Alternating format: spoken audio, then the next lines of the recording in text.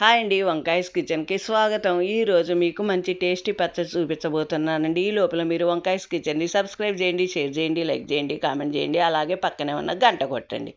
ఈరోజు టేస్టీ అయిన పచ్చడి అన్నాను కదండి, అదే పచ్చిమిరపకాయల పచ్చడి అనమాట. ఈ పచ్చిమిరపకాయల పచ్చడి చల్లారిన అన్నంలో అయినా సరే, వేడి అన్నంలో అయినా సరే భలే టేస్టీగా ఉంటుందండి. ప్రతి ఒక్కళ్ళు దీన్ని ట్రై చేయండి. ముందుగా మనకు కావాల్సిన పచ్చిమిరపకాయలు ఒక రోట్లో వేసుకొని కొద్దిగా ఉప్పు వేసుకొని బాగా దంచుకోవాలి. ఆ తర్వాత ఉల్లిపాయ కూడా వేసి మనం కచ్చా పచ్చాగా దంచుకోవాలన్నమాట. ఉల్లిపాయ కచ్చా పచ్చాగా ఉండటం వల్ల మనకి అన్నంలో తినేటప్పుడు ముక్క మంచి టేస్టీగా తగులుతుందన్నమాట. తర్వాత మూకిట్లో కొద్దిగా నూనె వేసుకొని ఈ పచ్చడి అంతా కూడా అందులో వేసి బాగా వేపాలి.